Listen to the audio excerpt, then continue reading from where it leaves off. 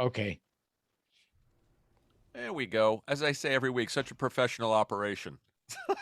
Gil, Yes. it's our Patreon episode for the month of March. As I situate myself, and we have a special guest. We have a special guest, Ernest Lupinacci, who recently dined with you, although you have no memory of this. Yes. He's here to talk.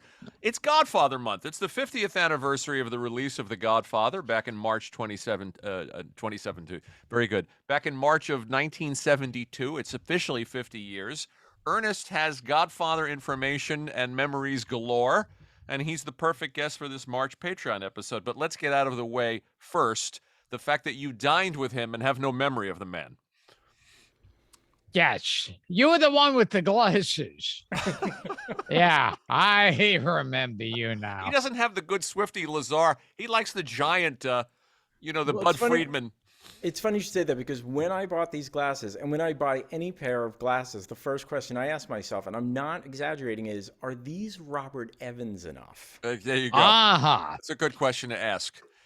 See, now there were the Swifty Lazar glasses, but then also Ed McMahon That's right. started to wear those. They got pretty and- big. The Swifty And Lazar then- glasses were like full-on glaucoma glasses. I mean, those Yes, were, yes. this big. Like 2 movie screens on your face. And the other person to show he had given up already was Dean Martin. Yes. He started to wear those giant. Ernest hasn't given up yet, so he's not quite at that size of lens. Yet. As soon as I get the progressives, it's all over. My favorite part of this imagery is your friend reading a magazine in the background during the show. Yeah. Well, it shows what a great podcast brings this life. is. Urgency. Fortunately, he's in the union, so we'll be able to clear that. Give us, because I didn't write down a bio because I'm not doing my job. Before we get into The Godfather and Gilbert not remembering you from lunch and your personal history and my personal history and the way they intersect, give us an overview of your career, because you've been busy these last 25, 30 years or so, winning awards and writing and producing very popular advertising, among other projects. The way I describe it to the youths these days is that I am so old that when I started working in advertising, it looked like it did on Mad Men. There was no internet, and we made TV commercials, and we put up giant billboards and wrote magazine ads. And I was very fortunate because I spent a great deal of my career at an ad agency called Wyden and Kennedy, which, amongst other things, is really well known for working on both the Nike and the ESPN brands. And what was interesting is my connection to Evans really goes all the way back to when I was working on ESPN, because I had cast him as the voiceover for a Sunday Night Football campaign. Godfather producer Robert Evans and Yes. Paramount studio chief, just to refresh our viewers. So the link, there's a lot of there's a lot of circuitous links here, but for a decent part of my professional life, I worked in ad agencies like Wyden and Kennedy, making those kinds of Super Bowl commercials, ESPN commercials, and then when I left there, my first big freelance consulting gig, it was the heyday of the first round of the dot-coms, and I got a call from this ad agency. I would get hired by the ad agency, which in turn was hired by a client. They said, we have this really interesting client. They're called Priceline. They've chosen William Shatner as their spokesman, and we don't know what to do with him. And I said, well, funny enough, I know what to do with William Shatner, because as a child, I had seen him sing Rocket Man. On the Sci-Fi Awards, introduced by Bernie Taupin. I mean, again, poor guy, right? Yeah. I mean, but what's interesting, and I love the fact, and you and I have had this conversation, that only you would know that that's where it aired. But again, in a pre-YouTube world, in a pre-VHS world, I saw it once, and it was burned into my retina. Yeah. Forever. So for years, I just said, if William Shatner wants to sing, for God's sakes, let's let this man sing. So a few years ago, in fact, a friend had pointed out to me, he had gone online, he had looked at, I also did a campaign for ESPN college basketball in the spirit of March Madness with Robert Goulet, which I know you looked at recently. I got to send those to you, Gilbert. He Oh, did a okay. series. Ernest wrote and produced a series of spots with Robert Goulet it was for ESPN. Yes, they used to Really, have the really whole terrific. season of college basketball. And the idea, the impetus was, what if Frank Sinatra had a pep band? What would the fight songs be if Frank Sinatra had a pep band? And what was interesting when you worked on specifically a brand like ESPN, there was never a lot of money to pay the talent. So there was this awkward negotiation when you would talk to celebrities. You sort of had to imply that this would be good for them and they'd get a lot of exposure. But at one point in the sort of pre-casting interview, my creative director said, "Look, you're gonna have to broach the topic that we're sort of asking him to do a parody of himself." And I think I was 29 years old, and I was confident, but I was also on occasion terrified. And I just thought, oh my God, well, what if I say that and he's just horrified? Of course. And he's this kind of person that doesn't suffer fools. Oh no. Yeah. And I am a fool. So interestingly enough, we get to the point in the conversation. And again, there's no Zoom. We're on like a conference call. We're talking over the phone, and I have no read on his facial expressions. Sure. So at one point, we're dancing around the topic of what sort of performance we're looking for. And finally, there's this awkward pause, and he says in that incredibly like subwoofer baritone voice of hers, he goes, "So what are you asking me to do? Is a parody of myself?" And we all just look at each other, and I went, well, yes, Mr. Goulet. I mean, to be frank, that's sort of what we're going for. And again, silence. And then all of a sudden we hear, "Well, I've been doing that for the last 35 years." And we were so relieved. And again, I feel very lucky because a few years ago, a buddy of mine said, he goes, I looked back on your work, and it's sort of like the old boys club. Yeah, very much so. And I said, "What do you mean?" And he goes, "Well, apparently you only cast 75 to 85-year-old men in your commercials." And I had put Evel Knievel in an X Games campaign long after the heyday of Evel Knievel. I cast Jerry Stiller to be the ghost of Vince Lombardi for Nike. He was fantastic. Yeah, I remember those. I cast Pat Cooper to be the publisher of ESPN, the magazine. How'd you get along with Pat? He was, you know what? I found that because like you guys, I was a true fan of his. Uh-huh. I mean, as a kid, I grew up, and my parents had his album, Pasquale Caputo. Our Hero, Pat Cooper, where he's lying in a giant Italian sandwich. Yeah. And I also found that I'd heard an anecdote a long time ago that when Michael Crichton was writing the book Rising Sun, he was at a point in his career where he knew that anything he wrote would be, turned into a film. And he thought, gee, I'd love for Sean Connery to play the protagonist in this story. So he changed the name of the protagonist to John Connor. And his attitude was, look, maybe he'll play the character, maybe he won't. But I remember in the interview he gave, he said something really interesting happened once he committed in his mind to writing not the screenplay, but the novel with Sean Connery in mind. He found that when he had a writer's block, he would get up in his home office and walk around and literally say to himself, "What would Sean Connery say?" And he found that allowed him to write more fluidly in a voice and a character. That's interesting. Now, similarly, the opposite, I witnessed the opposite from a safe distance. Do you remember George Plimpton wrote that book, Paper Lion. Yeah. Paper Lion. Yeah, where he became a quarterback for the Detroit Lions. Well, a very good friend of mine, another writer at Wieden and Kennedy, who's a genius, his name is Stacy Wall. He said, "Hey, let's go get George Plimpton and let's have him replay those downs." And the whole idea is that he's, it's haunted him his whole life. Right. He's got to be 70 years old at this point. That when you guys at least, right? So, and I always joke around that we're from that generation that if you were 50, you looked like Dwight Eisenhower. Yeah. So those guys, they even seemed older than they were. So Stacy and the crew go off to shoot the commercials, and it's a nightmare because George Plimpton had not read the commercials in advance, and more importantly, they sort of wrote in what they thought would be his voice. And even though I read the scripts and I thought they were perfect. There's a great scene where he's talking to, whatever great Nike athlete is signed at the moment. He said, well, George, in this play, what I'll do is you fake the handoff to me, and then I'll juke the defense, out of their shoes. And George Plimpton is meant to, he has the pipe, by the way, while he has the football. Hilarious. He takes the pipe out and he goes, juke, what precisely are you getting at? And, Deion Sanders or someone, he's meant to say, well, I'm going to fake him out. And George Plimpton looks to camera and says, a scheme most devious in his inception. Well, George Plimpton looks at the script and then looks at my buddy with a straight face and he goes, I don't think I would speak that way. And what you realize as a writer at an ad agency is you have no leverage. You can't look at George Plimpton and go, well, no, you would speak that way. So I found that it was very helpful. When I did the Evel Knievel campaign, I thought, well, I know who Evel Knievel is. I never heard him speak. Yeah. So I went to the Museum of Television and Radio in Manhattan, and I found these insane interviews with him.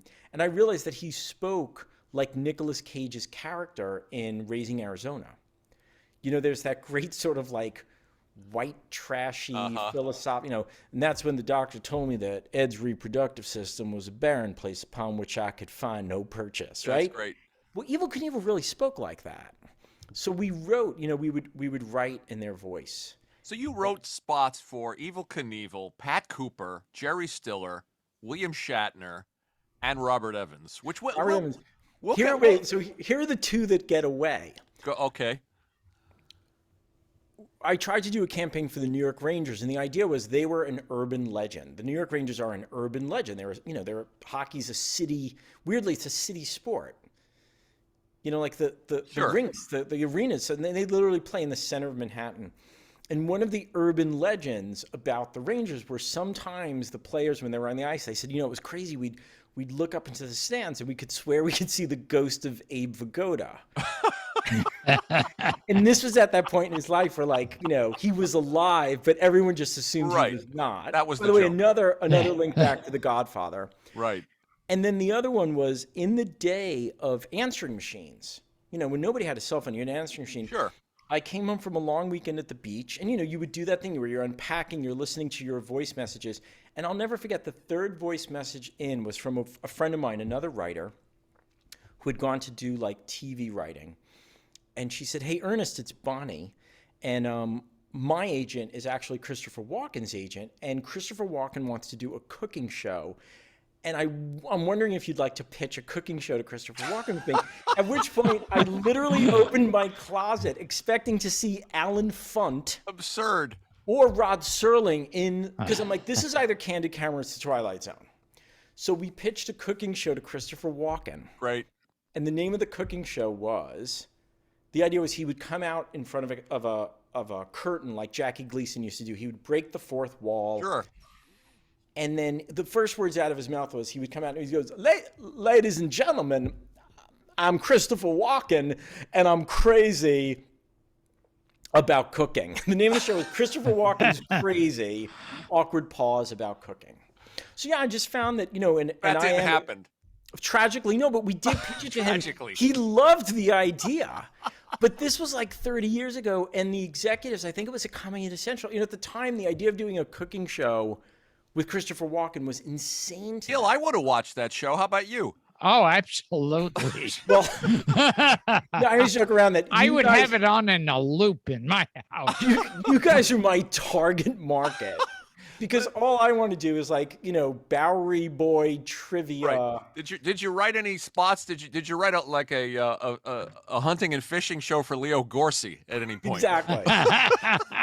We want to come back. We'll come back to your bizarre advertising adventures. To my dubious professional career. Yeah, you should write a book about your ad adventures. But let's talk a little Godfather, since it's the anniversary and sort of the reason for doing this show. You are, and we should have pointed this out at the top, you are the author, the co-author with an artist, an illustrator, of a graphic, what the kids call a graphic novel. Kids, indeed. About as Gilbert likes to say, the kids can't get enough. Yeah, the kids with their crazy haircut. And their Louis Dombrowski and references. their rock and roll music. You and the artist's name is, I wrote Alex Ogle. That's right. Phenomenal. I mean, he's a tremendous talent. Alex Ogle, the illustrator. You collaborated on a graphic novel called The Godfather Gang about the making of The Godfather, which our listeners and people Now Gogol, wasn't there an older artist, Gogol? I thought you said Goebbels for a moment. Yeah, well, Goebbels. It wasn't him. He was a great artist. But I think like Famous Monsters of Filmland. Are you talking about Basil Gogos? Maybe, yes, Yeah. yes. I You're picture in this. the arena. There's I a picture G and this an O. There's a Venn diagram, and the center of it is maybe. That's how Gilbert's mind works. Gilbert, you were close. There's an O and a G in both names.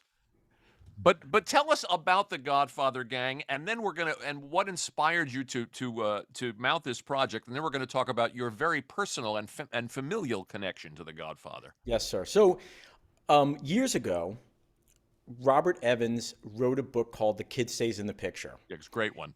And it is great documentary too. Well, interestingly enough, to your point about it being a variety of things, the original iteration was a book. He then recorded it because he was a child actor, he was a stage actor, he was a movie actor. So I guess my recollection was his agent at one point was Sue Mengers. So she convinces him to do the book, and then she convinces him to do a book on tape, which by the way, I still refer to it as a book on tape in the same way I still refer to it as a Victrola, but what we would now call an audiobook. So You're on the right show. Oh, listen, like I said, if I had a room full of you guys, I could play the Neville for 7 years. Hilarious. Gilbert played the Neville. Yes. He closed it. He ate it at the Neville, didn't you, Gil? Yeah.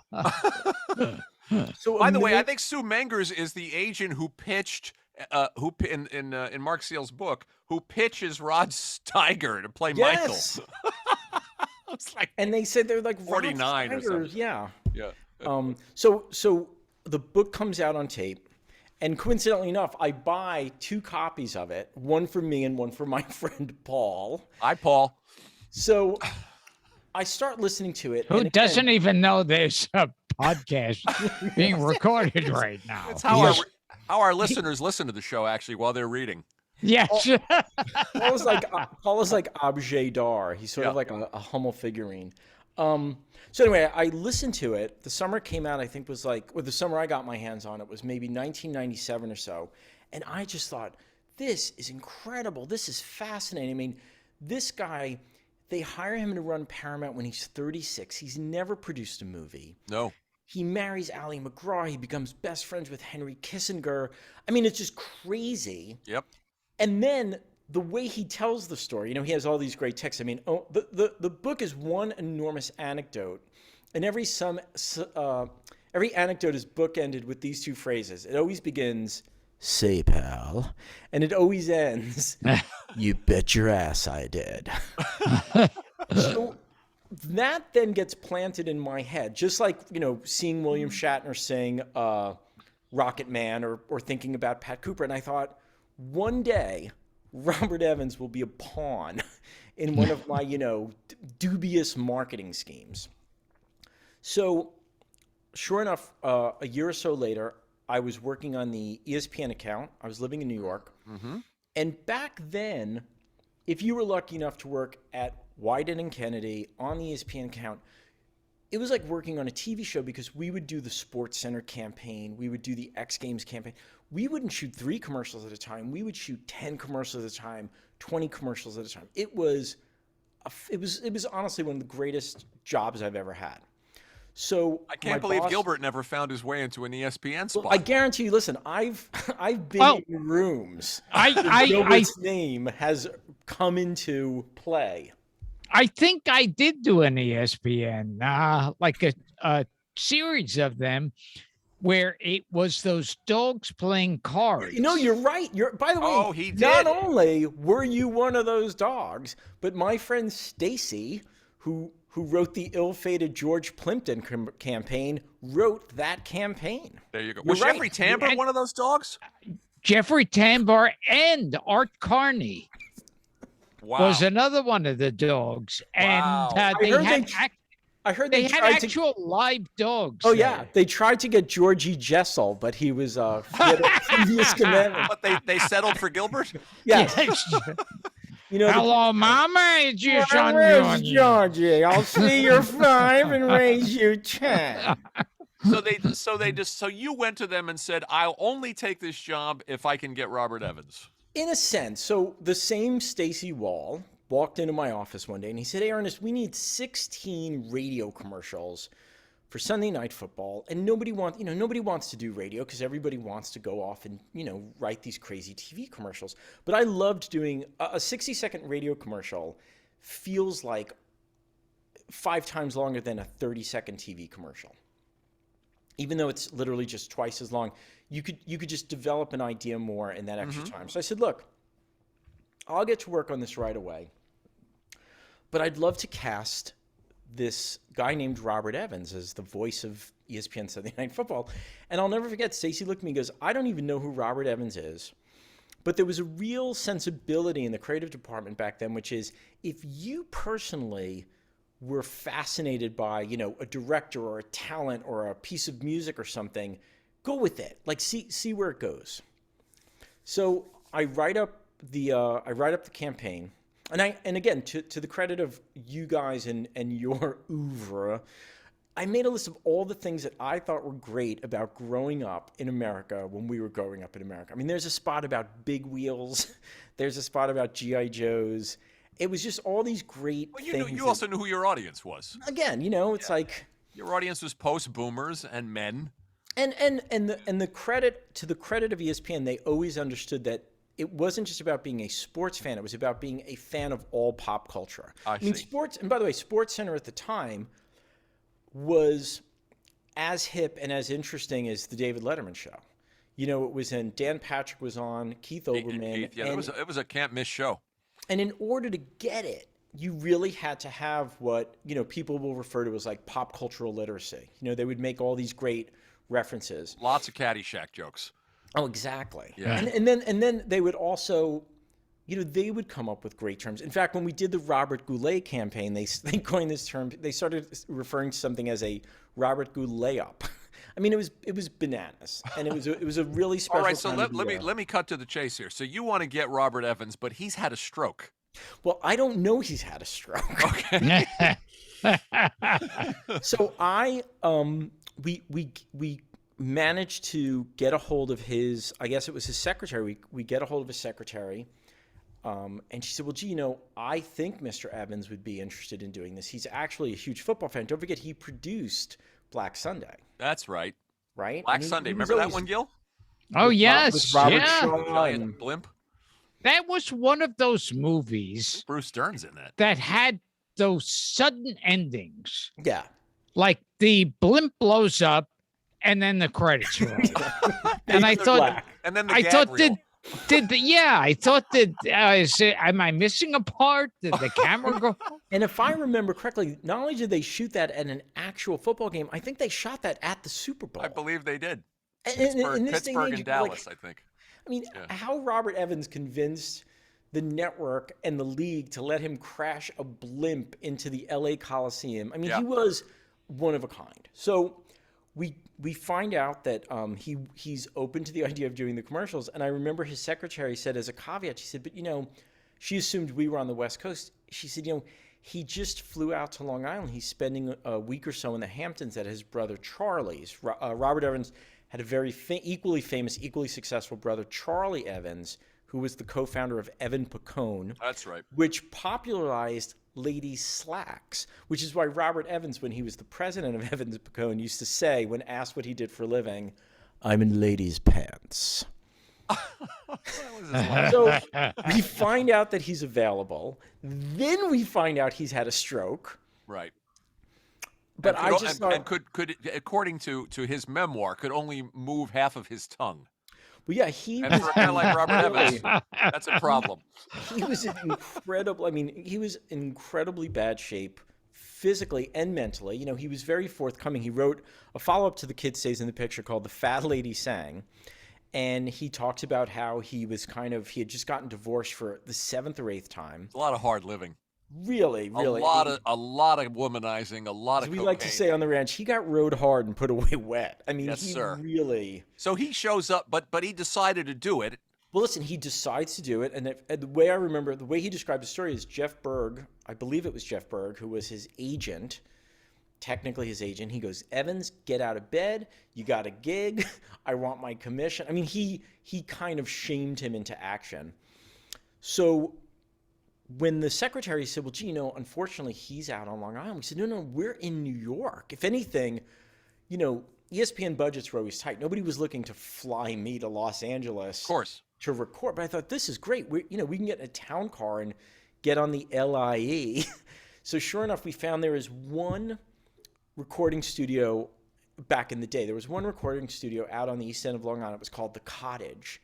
And it literally existed to facilitate big shot, ad guys who were out there at their summer houses who might need to do a quick edit or to record something like this.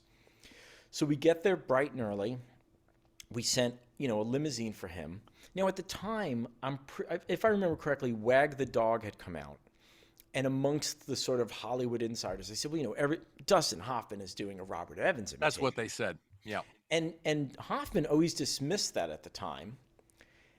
Well, Evans shows up. He steps out of the limousine. He has the tuxedo shirt without the collar, the bolo tie, the wraparound sunglasses. I remember doing the sort of Bruce Willis aside from Moonstruck, and I was like, are you kidding me? Moonlighting, you mean. No, I'm sorry, Moonlight. I was like, he's like, Dustin Hoffman was clearly, doing a Robert Evans impersonation. So I had written all the scripts, and again, I wrote them the way I'm like, how would Robert Evans say this? And he banged them out. I mean, 2 takes. That's max. amazing. And post-stroke Robert Evans. Post-stroke Robert Evans. And, again, in the spirit of Robert Goulet, so you're asking me to do a parody of myself, we could never figure out, because we weren't trying to make fun of him, and again, I credit you guys in the show you do where I love listening to it because it's not just entertaining, it's education, but your show with Barry Sonnenfeld where he said, if you really want to do a comedy, it only works if everyone working on the show doesn't act like it's a comedy. He's right. So we played it really straight, and he was so sincere. And I mean, by the way, in the spirit of men of a certain age growing up in America, I remember there was this thing that I called the Summer of Bigfoot. Like Bigfoot was on the $6 Million Man. What a reference. Bigfoot You was remember that, Gil? in Yes. search of with Leonard. I think Bigfoot hosted, the Merv Griffin show. He might have, yeah. And it always irked me that they still, they never got to the bottom of that. That and Bob Crane's murder are like the 2 great unsolved. Unsolved. So one of the spots, literally, it opens and Evans says, he goes, say, pal, do you believe in Bigfoot? The reason I ask is it'd be easy to walk around claiming there was no Bigfoot. And if science proved there was no Bigfoot, well, so what? What sort of faith would that take? On the other hand, if you believe there was a Bigfoot and science proved there was a Bigfoot, that sort of faith would be extraordinary. On Sunday night when the Falcons play the Atlanta Braves, you think about that. Now, at that point, it was like I just called an audible, right? But what was interesting is the whole premise of the campaign was, and this is very inside sports. Listen, March Madness is going on. It's easy to get people to watch March Madness. It's hard to get somebody to watch a basketball game between two obscure, pretty good schools the second week of the season. So again, the logic here was, hey, listen, at this moment in time, the San Francisco 49ers are going to decimate the Atlanta Falcons. How do you get somebody to tune in? Right. So each one of these spots had this weird, bizarro world logic train of, this is why. The whole thing is weird. I'm sorry to interrupt you, but Rob just coming up with Robert Evans to be the voice of Sunday Night Football. But again, what was interesting is, unlike James Garner for the Beef Council, where that was the idea, this was one of those things where, should Boris Karloff be the voice of the Grinch? Well, yeah, weirdly he should be. Yeah. You know, should Vince Guaraldi do the music for a 1965 Charlie Brown Christmas special? Well, weirdly, he should. It is So in great this when case, those things come together like that. the idea wasn't we're going to get Robert Evans. The idea was listening to his voice on these books on tape was hypnotic. So, And I just thought, so hypnotic that it inspired you to write this graphic And- novel about the making of The Godfather, using the kid stays in the picture as one of your primary influences. that was, and by the way, and I often say to people, like, I am, and I say this, I mean, I had a true admiration for Evans. I was inspired by Evans. When Robert Evans died, people I hadn't spoken to or worked with in years reached out to me like I was the widow Evans. Like, people honestly were like checking in to make sure That's I was funny. okay. And I was. I mean, I will say I was kind of heartbroken when he died because it was hard to imagine a Hollywood without a Robert Evans. But over the years, I've often encouraged people. I said, listen, if you're going to work in Hollywood or media, or like, the kid stays in the picture is, it's a lesson. There are all these brilliant insights in there. Gilbert, have you heard that book? I'll also call it a book on tape. Have you heard the audio book of The Kid Stays in the Picture, read by Evans? No. It's an absolute treat. Oh, Well, I will Oh, say, and- watch and the I just remember- documentary as a starter. I mean, the The documentary documentary's is great too. a tour de force of documentary filmmaking because so much of his life was either captured on film or with still images. Yeah. And then it was that moment in time when they started doing that sort of rotoscoping technique. Yeah. It was almost the second leap forward past the sort of Ken Burns. You know, there's literally an effect on Apple called the Ken Burns effect, where things crossfade. They use that a lot. What were you going to say, Gil? Oh, I was going to say, do you all remember how James Garner lost the beef campaign? I do not. I do not. I remember he James had- Garner only for Polaroid. James, And everyone thought that was his Yeah. wife. Right, Mariette, yeah. Mariette James Hartley. Garner, after selling beef to the whole nation, he had a heart attack. The nerve of him. And so the idea of beef with a guy with a heart attack telling you was all of a sudden they tossed him out of that campaign right away. And you know, Frank, to your point about you should write a story about your life in advertising, should. those sorts of things. Like I remember being, you know, in meetings and somebody would knock on the door and they say, oh, you know, by the way, the spokesman has entered the witness relocation program because apparently, you know, they've been funneling monies. You know, and it's you know, it's the zaniness of advertising, which is, by the way, a fraction of the zaniness of Hollywood. Right. So to your point about Evans, I will often encourage people, I say, you must watch the documentary. But then if you like the documentary, go to the trouble of finding the audiobook, because the audiobook is a much longer, there's much more information. So Yeah. I don't even think it's in the documentary version, but in the book, there's a famous anecdote. He says, in real life, Life magazine wrote this incredible profile on him. And again, in the way he tells the story, he goes, in the March 29th, 1968 issue of Life magazine, 17-page profile on yours truly ran. And now the headline was, why should he have it? And there's this amazing photograph, double page spread in Life magazine, when everyone in America read Life magazine. Mm-hmm. Evans is working from his bed in his mansion in Beverly Hills. That's the photo by Eisenstadt, you know, who's one of the great photographers of all time. And the first, the sort of pop-out paragraph is, Robert Evans is in outrage. He has no more business being where he is than a burglar at the scene of a crime. Yeah, which far Mark too Seal good. Mark Seal talks about in his book as well. But tell us what inspired you. You obviously you're a fan of Evans. You got to work with Evans. You did a nice thing. You did a nice thing for a hero. You gave him a late career resurgence. How does that translate into I'm going to sit down and write a graphic novel about the making of The Godfather? So one of my favorite phrases is, we know what we know and we know what we don't know, but we don't know what we don't know. Like, I love finding out that there's a piece of information or something happened that is jarring. Like it's in storytelling, you know, it's that notion of the rush of insight. You know, Darth Vader didn't kill Luke Skywalker's father. Darth Vader is Luke Skywalker's father. What are you talking about? That's madness. So in this instance, I at one point I went, in New York, they had those great old like vintage magazine stores. So sure enough, I go one day and I purchase a vintage copy of That Life magazine. But about 5 or 6 years ago, I'd put everything in storage, and I thought, gee, I'd love to read that article again. But at this point, it must be somebody must have digitized it. It must be available, on microfiche or some medium in the cloud. And in the course of trying to find the article, I found all these, New York Times columns, New Yorker articles that were written contemporaneous with the book becoming a hit, and then the struggle to make the movie.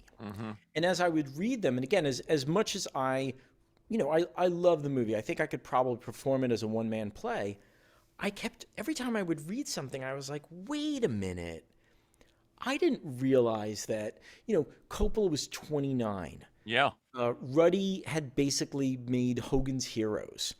Puzo was 50. He was broke. He Sure. loaned. The whole project was born out of desperation on Puzo's part, on Coppola's part later, and also on Paramount's part. And you bring up a great point, which was and then factor this in. It's the late 60s. Hollywood is losing to television, and Paramount specifically. They had just made a musical called "Paint Your Wagon." Like people are watching the Vietnam War on the evening news, and they're still making stars, cavalcade of stars, and by the way, of all the incredibly crazy aspects of the story is of course the fact that Joe Colombo Sr., the head of one of the 5 families, creates the Italian-American Civil Rights League to protest, the persecution of Italian-Americans unfairly by the FBI, even though he is, in fact, one of the heads of the 5 families. It's a great twist. And well, they succeeded in keeping the word mafia out of the movie. Right? Which is what Ruddy conceded to them. Yes. But then he's throwing these rallies in Madison Square Garden. They're raising hundreds of thousands of dollars. But they shot up Al Ruddy's car. They would call bomb scares into the Gulf. I mean, it was. Gilbert loved that. Gilbert loved in Mark's book that Ruddy resorted to wearing a Groucho disguise. Glasses and a mustache, and then he had to switch cars with his secretary. And they shot up the car outside of her house, and then they were making threatening phone calls to Evan's house. Well, that's if they killed his secretary, she could be replaced. Right. That's a good way to think about it, Gil. As this is, kind of seeping into my brain, I remember thinking, God, this whole thing, this isn't the making of a movie. This is like a heist story. Yeah, putting the team together. And for good or for bad, coming out of marketing, branding. There's a great phrase I love from old Hollywood. You could almost imagine. Remember the head of the studio in Barton Fink, Lipnick, I think his name, right? Like Michael Lerner. But I'm saying the character, the name of the character. He was the kind of guy who would say something. There's a great old phrase I love in Hollywood, which is, "If you can't make the poster, don't make the picture." So whenever I would sit to write a treatment, I'm like, well, what's the poster? What's the one sheet? And this sort of phrase came to mind, which was, and it begins the book. It says, in the fall of 1970, a group of misfits, maniacs, has-beens, nobodies, fakers, frauds, and con men got together to pull off one of the greatest scores in history. They weren't looking to rob a bank. They were trying to make a movie. And in my mind, that was an interesting hook. It's an interesting hook. So talk about this line that you have in the graphic novel that Gilbert will appreciate. What does he say? We got Evans says when he's talking about Puzo and Coppola, we got 2 Dagos only in it for the money. And the other thing too is like when they were concerned that only Jews. Did that really happen? Where they laid out the lobby cards for all the failed mob movies? And it's one of the things that I've enjoyed about researching this, writing it, and then having people whose opinion I admire, one of the questions that everyone always asks is they go, well, this is really fun and it's great and it's fascinating, but did that really happen? Yeah, nobody did that knows.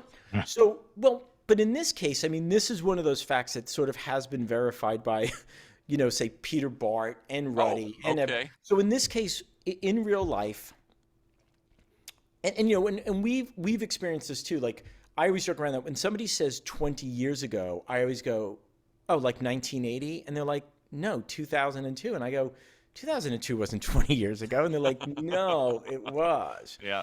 So in 1969, 1970, as they're gearing up to try to get this thing made, one of the big hurdles is no one wants to direct it. And sure. Evans is confounded. He's like, come on, this book is a bestseller. And in real life, Peter Bart said, well, look, Bob, first of all, bestsellers do not always equate to box office success. Catch-22 was a flop. Portnoy's complaint, so there was this real moment where, they were having like a true debate to understand like what was working, what wasn't working. So at one point, and Evans was so, don't forget, he's running the studio. He's basically said to Charlie Bluhdorn, because Charlie wanted to sell the rights to the movie. Almost to Burt Lancaster. Right? Yeah. And of course, there's the Danny Thomas story that he was going to buy Paramount so he could star as the Don. Remember that one, Gil? Yeah. Oh, yes.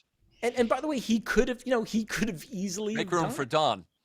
So Evans, they're sitting around one night and they're going over the comps and even to this day, I mean, in fact, maybe now more so than ever, there's that whole notion of, there's the production arm of the studio, but then there's the distribution arm of the studio, and there's the marketing arm of the studio, and there's always that sense of everybody needs to stay in their lane.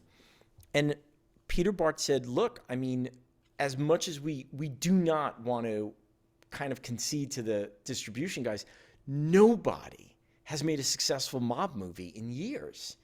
And it's sort of that like, wait, years? So they start putting out the comps, and Paramount had just made a movie recently called The Brotherhood. Brotherhood with Kirk Douglas. Huge flop. Right. So anyway, Evans is confronted with this preponderance of evidence, and to his credit, and again, this is a pretty verifiable fact, he looks at it and he says, what do all these pictures have in common? And Bart and Ruddy look at each other like, and Ruddy just said, well, they're all flops. And he goes, no, we know that. Why are they flops? And they're convinced he's crazy. Like, they don't know where he's going with it. I hope this is true. So finally he looks and he goes, every one of these pictures was written by, produced by, and directed by Jews. Now, Evans is a Jew, and Ruddy is a Jew. And Ruddy literally, my recollection is Ruddy said, well, yeah, Bob, but this is Hollywood. Right. And lots of movies are made by Jews. That's when he said this line that supposedly, I want to smell the spaghetti sauce coming off the screen. And as crazy as it sounds in retrospect, to Evans's credit, he says, look, listen to what I'm saying. The book, and The Godfather was a monster of a book. I mean, a monster of a book. Yep. Broke all sorts of sales records, made Puzo a fortune. Evans sticks his guns and he goes, the reason the book is such a success is it's written by an Italian American. If we're going to make this movie, in order for this film to work, we need an Italian American in the director's chair.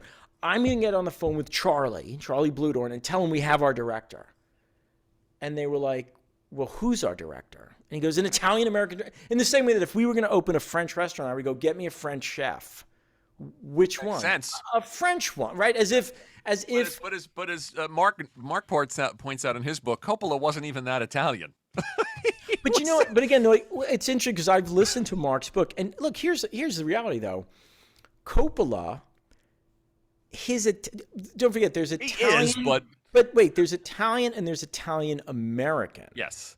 So Coppola, though, to his credit, he writes into the script when Clemenza is making the sauce. That's not in the book.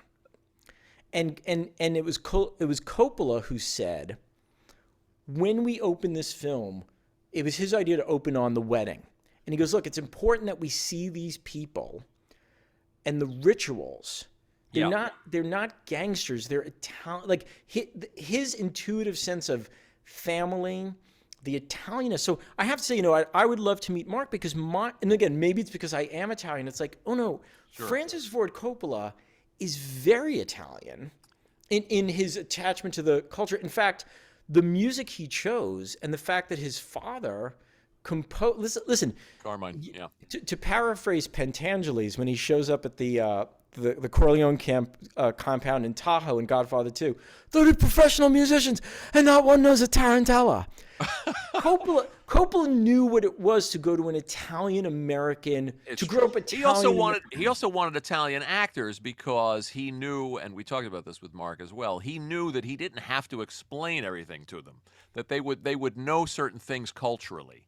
But let me just throw this out. Even to the credit of Jimmy Caan, who many people still think is Italian. I know. Gilbert's hung out with Jimmy Caan. Jimmy grew up in a part of Brooklyn that is very, very Italian, and Queens actually.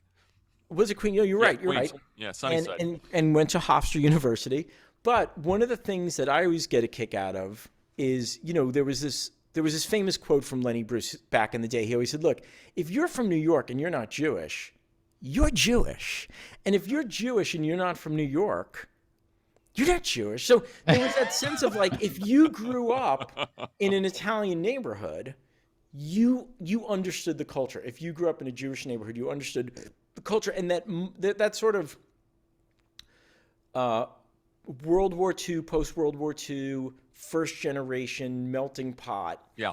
So I always found that I think you cannot discount Coppola's Italian Americanness and that his awareness. Like, I don't know if you guys know this, but he would have the entire cast get together and they would have dinners together. Yeah, yeah, he did it very early in the casting process. Let me ask you this question about Evans, because your book, and again, there are very differing accounts, which we talked about on the phone, and Mark says this as well, and you acknowledge it as well. There's always there's Peter Bart's version of events, there's Evans' version of events, there's Coppola's version of events. There's all kinds of different stories. In your book is very flattering to Evans, particularly in the post-production process. Yes. Here's the thing. The movie doesn't get made without him. He had the vision. He hung on to it. He was the one that hired Coppola. And yet so many also bad choices, like pushing for Ryan O'Neal. And when Coppola presented Nino Rota's music, he hated it. So it's how could a guy have such good instincts and be fundamentally wrong about so many big things at the same time? Well, but I will say this about Evans, to his credit, and that's why I loved his book so much, is no one is more critical. As much as no one is more of an Evans fan than Evans, no one is more critical of Evans than Evans. So he will say, and he points this out in the book, he goes, ultimately, Pacino was the right call. Yeah. So again, like and listen, the interesting thing too in it, and I touch on this in the graphic novel, Al thought, he goes, look, let's open with a love story. Just open with a love story. Yeah. They thought, some people, Puzo had written to Brando before the book ever got optioned. Sent him a loving letter. But, one of the wonderful things about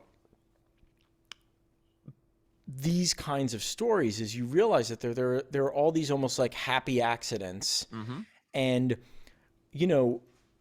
there's a sense of alchemy to how astoundingly phenomenal this film ultimately is.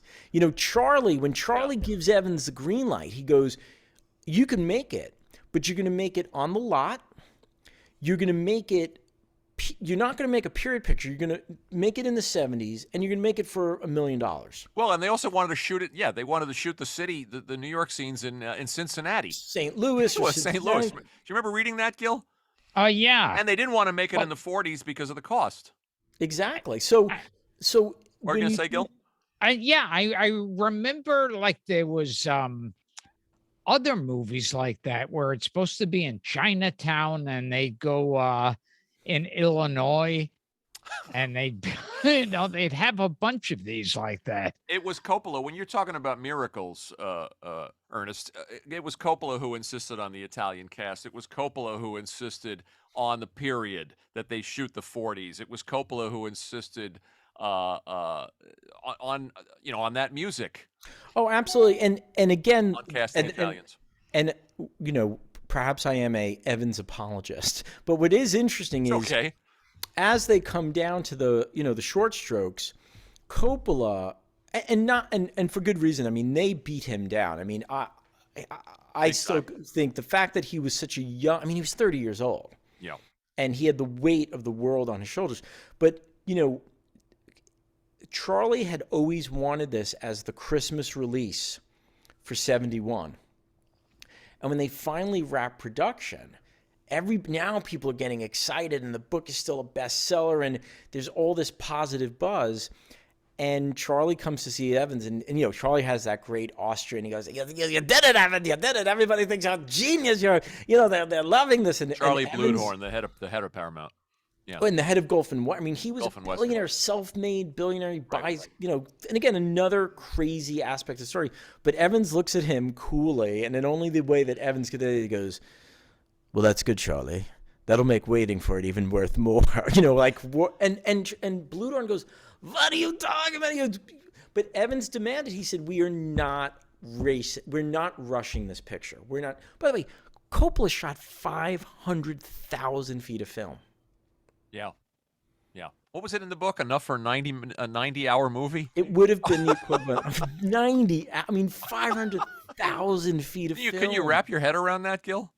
Yeah, I've had a thought that's been lingering in my head since you mentioned about that Super Bowl, the bombing. Yes. He's been thinking about Black Sunday this entire time.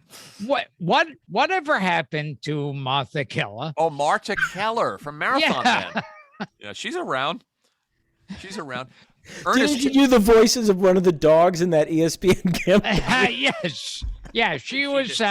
They actually had Martha Keller there. She was French. She was French poodle too. Yeah, Jacqueline Bisset, Gil. Yeah. It wasn't her voice. They actually put her there because she needed the money. In the time we have left, Ernest, tell us about.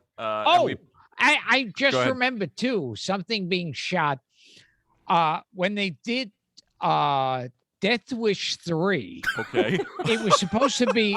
It was Bronson returning to New York. Uh-huh. And I heard that movie was shot in Ireland. It may have been. Yeah. It may have been. Do you have anything on The Godfather, Gil? No. I didn't see it. Ernest. Yes, Frank. You and I went to high school together. I was really more in the you were a couple of years behind me. I really went to high school with your brother Anthony and your sister Lisa. But the entire family wound up being extras in what movie? In The Godfather Part 2, which is again, it's an incredible. Do tell. So are you planning on writing a book about Godfather 3? that's the one I really want to see. Oh my God, this reminds me of when you guys had Barry Sonnenfeld on, and Gilbert's first question was, "Tell me about Wild Wild West." He always does that. That's his trademark. Ask about the flops. And now let's cut to the elephant in the room. Your father was a police detective. I'm going to help you out here. My father was he was a New York City police detective, and one of his colleagues on the force, when he retired, he began consulting. That was the era of Kojak, and there were all those cop movies. So they would hire the cops to do technical consulting. His name is Joe Cirillo. He was a good-looking guy. And then they said, Joe, we need an extra walk in a frame. So he starts getting these residual checks, and he was like, "Mud on." I just made more money than I made. Of course. So Joe started doing all different types of production development, location scouting. And by the way, coincidentally, he's the cop in Ghostbusters when they shut down the grid. Oh, yeah. He's the cop in Splash when they arrest Daryl Hannah at the Statue of Liberty. So he had a SAG card? He had a SAG card. He was an actor. And I was in first grade, and I'll never forget. Did he see Daryl Hannah naked? He did. Okay. Ladies and gentlemen, the Statue of Liberty is a symbol of bocce balls. So anyway, he called up my dad, and he said, "Listen, we're hiring extras, And if you guys come down, I'm sure they'll cast you. And what was interesting is, the Godfather Part 2 is both technically a prequel and a sequel to That's The right. Godfather. And Gilbert likes it better. So we were cast Yes, yeah. in the feast scene where the young Don, played by De Niro, kills Don Fanucci, The Black Hand. the Black Hand. We were cast as extras in that scene, and every morning we would get up at like 4:30. We would drive into the city, but it was exciting because we had wardrobe. Like, it wasn't like when you do extras in a contemporary, film, you just sort of have people come in and off the street. And I remembered it. I remember the experience very vivid, but when the film came out 2 years later, I was too young to see it, theoretically. My How parents, old were you? How old were you when you were an extra? So I was in first grade. So First how grade. old are you when you're in first grade? 6, 7? 6 or 7, yeah. The movie comes out. I don't see it. Then it comes out on HBO, but we don't have it because we're Italian American, and my father would pay for sex before he paid for television. The idea of like paying for television when you could watch it off the aerial. Right. So finally, it wasn't until I think I was like a freshman in college when I saw 1 and 2, and it is interesting now to Can you think see that yourself or your siblings? the only member of my family that actually makes it onto film is my mom. It just so happened that the way they shot it, the way they cut it. But it is very strange now We'll put up a picture. We'll tell our listeners too that Ernest has a good picture of himself in wardrobe with on my family on the set, which was shot in Little Italy. Yeah. Yeah. But it is very interesting now for all these things to, I feel like this is your life. I mean, we have a very interesting connection. I know Gilbert's wife through a mutual friend. That's right. They used to live in the precinct that my father was a cop in. I cast Evans because of, his book, but I was aware of him because of The Godfather. And then obviously Gilbert was in fact one of the dogs in an ESPN campaign. And you and Gilbert had a lunch. He doesn't remember. It was actually dinner. Oh, dinner. Who paid? That's a rhetorical question. Yeah. It's the password is I did. Well, that's a stunner. He won't remember me 4 months after this show is over, so don't feel bad, Ernest. So what are your vivid memories about being on set as a kid? Well, so a couple. Do you things, remember? Did Coppola direct you? Were you directed by second Coppola unit? Coppola was definitely directing. Okay. And a couple of things I remember my dad pointed out to me. They had to put like Italian flags over. There were air conditioners in the window. They had to hide them. Sure. They put gravel down on the street. They had an enormous crane that lifted this tarp to make it always cloudy and always gray.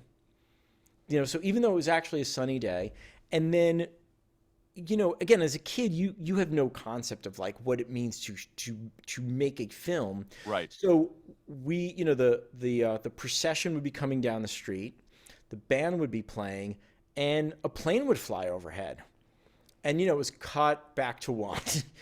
And as a kid, I was like, well, why can't we? Why is this happening? Why is that happening? And so is you, your mom, dad, Lisa? I have a Lisa twin brother, Anthony? my older brother. Okay. The only one who didn't do it was my oldest sister because it was her senior year. Got it. And it was just the theory was, you can't miss 2 weeks of school, getting ready for college, finals, tests. But it was pretty extraordinary. And the number of extras, when they shoot the wedding scene, I think they planned for about 300 extras. I mean, you almost forget how it almost looks like like they just stumbled on a real wedding. In the first movie, you mean? Yeah. So similarly in this movie, when you think about the number of people in that scene, as the camera tracks, as it cuts around, you have the guys in the band, the members of the clergy, hundreds and hundreds of people dressed as the inhabitants of the neighborhood. I mean, Coppola was truly a genius because he knew that, and Mark touches on this in his book, the notion of tableau. Mm-hmm. It was like he's like, we're just gonna recreate a whole world, and no matter what the camera is pointed at, we'll see things. We'll discover things happening that are happening almost organically. And again, we were, one of the reasons we were cast, we were Italian American. That's great. But we knew, like my dad, I remember how as they, and I barely heard my dad speaking Italian growing up, but what happened was he would start, chatting with these other Italian Americans, and they all wound up speaking Italian to each other, and everyone had their version of, yes, this was what my confirmation was like, this is what my communion was like. So it was really, it was an extraordinary experience to be a part of in such a small way. What documentation do you have? You said that sent me that picture. Is there? Do you have any home movies or just still photographs? I think we probably have a bunch of stills, different family members. And then years ago, someone put out this great graphic magazine. They did like one issue of this graphic magazine called 26 in allusion to the 26 letters in the alphabet. And there was an article about Gordon Willis in it. And what is amazing is one of the spreads in the article is a still from the movie. And in that still, you can see my twin brother and I. Oh, that's cool. I remember when the magazine came out looking at it and saying, oh, this is so, how amazing that of all the images to use, they used an image that I was there, in that scene. And then I literally looked at it and I went, oh my God, that's, you could see yourself in it. So yeah, like on so many different levels, working on researching the book and writing it and working with Alex on it, I made him a really interesting pre-visualization because I thought it's not his responsibility to know what the Gulf and Western building looked like. Sure. It looks like you did a lot of research. And it was one of those things where there's a phrase I love, which is, the way out is through. Mm-hmm. So as I started thinking, I started with a screenplay and I said, oh, wait, the screenplay, there's direction in the screenplay. But I wanted to, the graphic novel in many ways is informed by, I don't know if you guys know the great comic book artist and writer Frank Miller. Sure, of course. Sin City, and I always love that. Dark Knight, Sin City. Yeah, and they, especially Sin City is so austere. There's not a lot of omniscient authorship. Well, so Alex did a great job. I mean, he's a phenomenal. It's fun talent. to read as a Godfather fan, of course, but it's also visually exciting. And he and I, to date, we've still never met in person. We did the whole thing. Oh, I love that. We did the whole thing online. I would send him, he would send me his illustrations and I would, make notes on them. And he's just a super talent. And in the interim, in the years since we've worked on it together, I was on his Instagram feed. He has hundreds of thousands of followers because he's just, he's one of those really just. Well, let's plug him. All right. Yeah, Alex Ogle. And where can people get the graphic novel? Amazon. The graphic novel, is that who's ringing? Oh, I'll bet it's Gilbert's. Let me see. Yeah, oh yeah. And I don't know.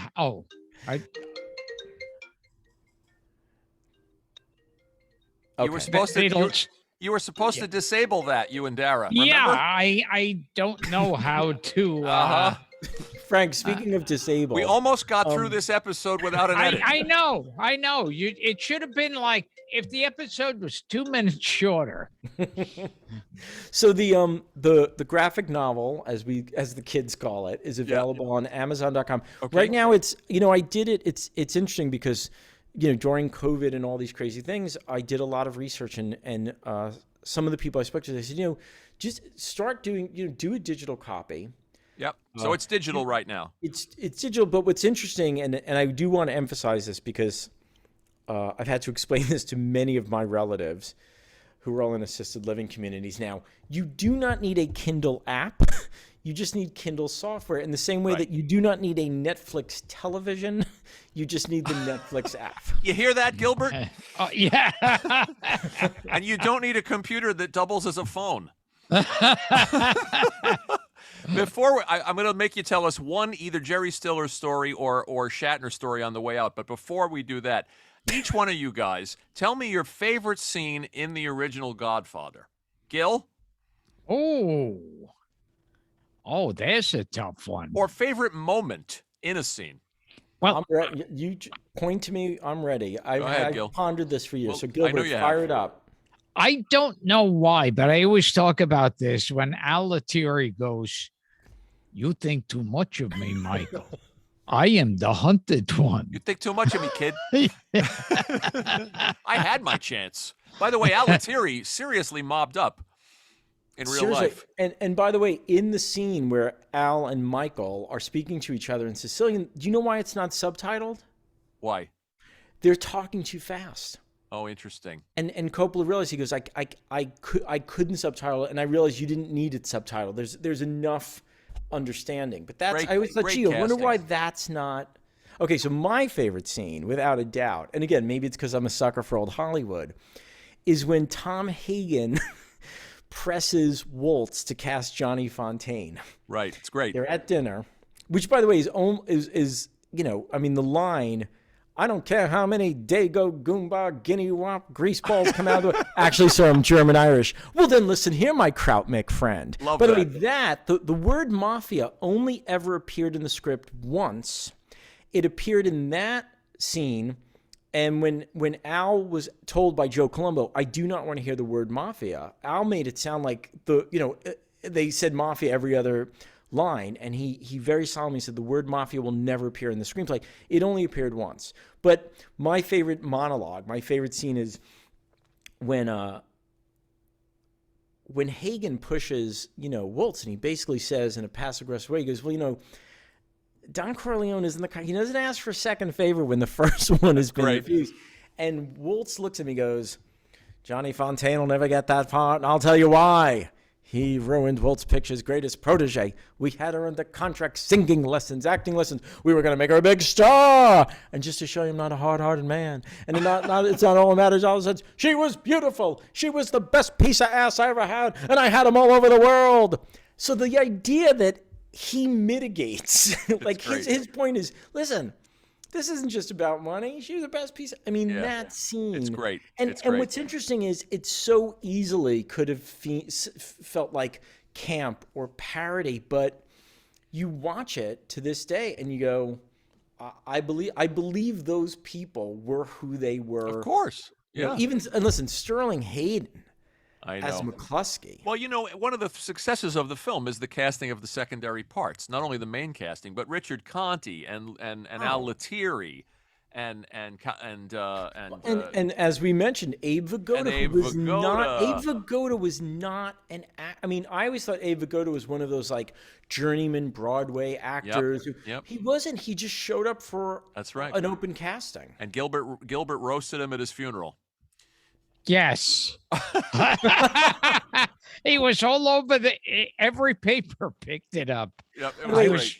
You could look it up. You could Google it, Ernest. Abe Vigoda is one of those people who falls into the category of when he was on Barney Miller, he looked like he was 90. Yeah. When he was in The Godfather, he looked like he was like you were just like, wait, how old is Abe He's probably Vigoda? in his 40s when he was in exactly. The Godfather. Yeah. Tell us on the way out, because we don't have a lot of time, because we like to try to get these in about an hour, these Patreon episodes. One quick story about Jerry Stiller or William Shatner on those projects, on those various agency jobs. And did Shatner know that you were also asking for him to parody himself? Well, again, what was so hard at that point was, I just intuitively knew. I thought the genius of Shatner, which is a little bit of an oxymoron, but the genius of Shatner was that notion of the straighter you play it, the better it will be. Sure. And we got ready. We pre-produced all the music. My feeling was always, if we need to do another take because Shatner flubbed a line, I could ask him to do it. But I don't want to be in that position where I go, gee, Mr. Shatner, was a great take, but the baritone player hit a C flat. I didn't want him to think I was sabotaging the shoot. The famous, I didn't want to I didn't want to overdirect him. So it's the morning of the shoot. And by the way, I was like a hired gun. I didn't even technically work full time for the agency, but I knew, I was like, we got to get this right, because if you wind up in the edit and it's not in the can, you're going to kill yourself. So the director yells, music up, action, camera moves. Now the first spot we shot was, we did a parody of Age of Aquarius. And I'm sitting behind the monitor, my producer's behind me, and I was a nervous wreck. And the camera dollies and we pick up Shatner and he looks up and he goes, "We're the moon." is in the seventh house. And I'm looking at it, and my producer leans in and he goes, we are going to get in so much trouble for this, but like in a good way. So Good it trouble. wraps, and you know, the music was to time, so the script was to time. We shot 4 cameras. It's a 30-second commercial, so we yell cut. The director looks at me, goes, you good? I go, I'm good. I go, Mr. Shatner, you want to do one more just to have it? He goes, yeah, sure. We do another one, and I go, oh my God, we're going to shoot 10 spots by lunch. There's, you know, we get ready to do the next spot. And Shatner comes up to me and he says, what's my motivation for this one? And I went, Mr. Shatner, these are commercials. Your motivation is you're in frame. Like, you know, like just do what you just did. And he goes, no, you know, he wanted to like be, again, like very over the top. Would you have him singing like classic rock songs? Well, here's what's interesting too. Like when you license music, there's no logic to what costs what. Depending on who owns the sync rights, like if you just want to re-record something, it could cost nothing or it could cost $1 trillion. So invariably, you work with your business affairs department. They go, look, these songs are relatively inexpensive, right? So when we called C.W. McCall, who owns the rights to Convoy, that was one of the songs. My understanding is the head of business affairs said, well, listen, we're thinking about like $35,000 for the song. And he basically said, okay, but it's going to take me some time to raise the money. And we were like, no, we're going to give you the money. So we got, you know, Age of Aquarius was relatively inexpensive. And there was always, again, like there was that sort of happenstance of like, why would we use this song? Right. What is this? Like, What was this campaign, by so the way? Priceline. It was the Priceline launch campaign. You said that, yeah. And but I looked at him, I said, Mr. Shatner, just, you know, do you remember how you delivered every sentence in every 72 episodes of Star Trek? Like, just give me that. We'll be out here by lunch. So we wind up feuding on the set. Oh. And he and I ultimately made our peace. But I remember being on the set and I'm like, now I know how, not the actor Leonard Nimoy, but I'm like, now I know how Mr. Spock felt, because he was reaming me out. I mean, he was furious, and he just kept saying, he goes, I'm not having any fun. But I remember, and again, to your guys' credit, listening to your show is it's not just wildly entertaining. It really is an education. And Thank you. When you did your show with Barry Sonnenfeld, and he talks about how the original script for the Addams Family, he goes, it's not funny, it's jokey. Yeah. And I remember thinking, God, there isn't a better way to explain concisely. So in the case of Shatner, I said, Mr. Shatner, these aren't going to be funny because you're having fun. They're going to be funny because you're so, you know, serious, and you know, like as soon as you let on that you're having, you know, a good time. So and again, he and I ultimately made our peace. But it was crazy. I remember, and again, in the spirit of an out-of-body experience, and you know this as a nice Italian-American boy from the 516 area code. Mm-hmm. I'm 30 years old. I'm standing on the set of these commercials, and I was like, how am I at war with William Shatner? Like, I remember feeling like we were the Dick Burton and Liz Taylor of the .com era. And, yet he did wonderful work in those Priceline ads. So I guess he eventually got it or caught on. And, you know, the truth is, like, we joke around. It's like you edit around a little bit. Yeah. I did this one thing. At one point, I said, Mr. Shatner, do me a favor. I want you to just I just want to get some coverage of you. So Harris Savides, who was one of the great DP, I mean, like, I couldn't even believe that Harris Savides DP'd these, you know, commercials. But I said, Harris, do me a favor. I just want you to push 30-second push in until his head fills the screen. And then later, when we were a little more cordial, I slipped Shatner a script in his dressing room. I said, "Hey, Mr. Shatner, will you just read this for me?" And the idea was it's him having a nervous breakdown during the whole production. And then later in the edit, we marry these two things together. So he's on stage, he's smiling, and he's waving to the audience. And in the most William Shatner version of William Shatner being William Shatner, in slightly echoed theater of the mind, you hear him go, I can't take it anymore. I've been on the road for so long. But, he, again, to his credit, He's a pro. well, he's not just a pro, like he is truly an epic legend, because he went and did Miss Congeniality, and then he would do Iron Chef, and then like he was just game for everything. And I just told him, we haven't spoken in a bit, but whenever I would check in with him, I said, you know what? It really is inspiring because you just bring it, and it's hard. It's a good thing you never worked with Gilbert on those dog commercials. Because if you want to see diva behavior on set, and I once not too long ago sat down and had a long, really great conversation with William Shatner. I And never when invited I him told to do Frank the podcast. this, he said, "Did you ask him at any point to be on the podcast?" And I thought, Slipped my "Ooh, mind. No, yeah, of course. Why would he do that? yeah." Ernest, it's good to connect with you. It's good to talk Godfather in this holiest of months, the 50th anniversary. Well, People can get the Godfather Gang on Amazon. Where else can they get it? Well, right now, I mean, it's exclusively on Amazon. You can you download it on Kindle. I'm getting ready to print physical copies now. Okay. And Okay. and thank you both. I mean, like I Of said, course. Thanks for coming such and a sitting, pleasure spending to time be with on us. here, and you guys just do a phenomenal job. I know can't you tell mean. I know you mean you're directing that at me. Well, I wasn't sure if Gilbert was still with us or he had dodged out for dinner. He meant my dogs playing cards commercials. He did it. Incredible. I was under the impression there'd be a craft services table at some point. We salute the Godfather turning 50. We have a main episode about it. This will be a Patreon episode that will then go up on social media. Get Ernest's book, the graphic novel, as the kids call it, not a comic book, The Godfather Gang. And we will also put up the wonderful photo that we have of Ernest on the Godfather 2 set as a kid. And then we'll throw Gilbert's dog commercials up too. By the way, I will listen. I will get you copies of those I commercials. need them. Gilbert, do you have copies of them even?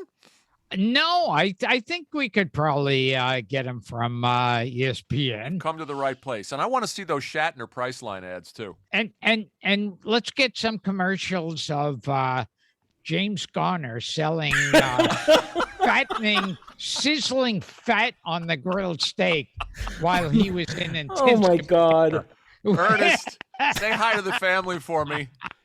Thank you. Listen, Thanks for the boys, book. Thanks for the Godfather talk. Thanks for being a part of this craziness. It truly was an honor. Ciao. Bye, fellas. Bye-bye.